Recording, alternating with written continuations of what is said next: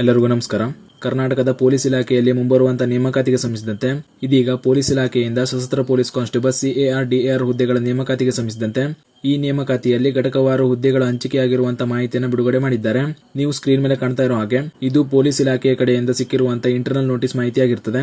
ಈ ನೋಟಿಸ್ ನಲ್ಲಿ ತಿಳಿಸಿರುವಂತಹ ಪ್ರಮುಖ ಮಾಹಿತಿಯನ್ನು ನೋಡ್ತಾ ಹೋಗೋಣ.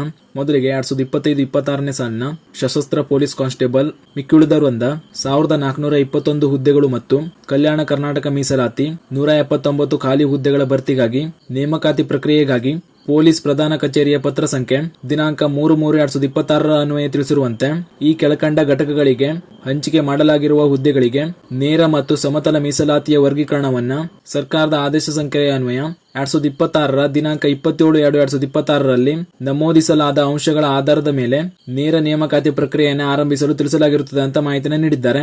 ನಂತರ ಇಲ್ಲಿ ನೋಡ್ತಾ ಇರಬಹುದು, ಈ ಸಶಸ್ತ್ರ ಪೊಲೀಸ್ ಕಾನ್ಸ್ಟೇಬಲ್ ನೇಮಕಾತಿಯಲ್ಲಿ non-HK ವೃಂದದ ವಿವಿಧ ಘಟಕಗಳಲ್ಲಿ ಖಾಲಿರುವಂತಹ ಹುದ್ದೆಗಳ ಸಂಖ್ಯೆಯನ್ನು ನೋಡ್ಕೊಳ್ಬಹುದು. ನೀವು ಅರ್ಜಿ ಸಲ್ಲಿಸಲು ಬಯಸುವಂತಹ ಘಟಕಗಳಲ್ಲಿ ಎಷ್ಟು ಹುದ್ದೆಗಳು ಖಾಲಿ ಇವೆ ಅಂತ ನೋಡ್ಕೊಳ್ಳಿ. ನಂತರ ಸ್ಕ್ರೀನ್ ಮೇಲೆ ನೋಡ್ತಾ ಇರೋ ಹಾಗೆ ಈ ನೇಮಕಾತಿಯಲ್ಲಿ HK ವೃಂದದಲ್ಲಿ ಖಾಲಿರುವಂತಹ ಹುದ್ದೆಗಳ ಮಾಹಿತಿಯಾಗಿರುತ್ತದೆ. HK ವೃಂದದಲ್ಲಿ ಹಂಚಿಕೆಯಾಗಿರುವಂತಹ ಹುದ್ದೆಗಳ ಮಾಹಿತಿಯನ್ನು ಕೂಡ ನೋಡ್ಕೊಳ್ಳಿ. ಈ ರೀತಿ ಪೊಲೀಸ್ ಇಲಾಖೆಯ ಕಡೆಯಿಂದ ಮೀಸಲಾತಿ ಅಡಿಯಲ್ಲಿ ಘಟಕವಾರು ಹುದ್ದೆಗಳ ಹಂಚಿಕೆಯನ್ನು ಮಾಡಲಾಗಿದೆ. ಈ ನೇಮಕಾತಿಗೆ ಸಂಬಂಧಿಸಿದಂತೆ ಆದಷ್ಟು ಬೇಗ ನೇಮಕಾತಿಯ ಅಧಿಸೂಚನೆ ಕೂಡ ಬಿಡುಗಡೆ ಮಾಡಲಾಗ್ತದೆ. ಈ ನೇಮಕಾತಿಗೆ ಸಂಬಂಧಿಸಿದಂತೆ ಮುಂಬರುವಂತಹ ಮಾಹಿತಿಗಳಿಗಾಗಿ ಚಾನಲ್ನ ಸಬ್ಸ್ಕ್ರೈಬ್ ಮಾಡ್ಕೊಳ್ಳಿ.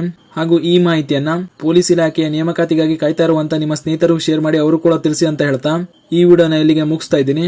ಧನ್ಯವಾದಗಳು.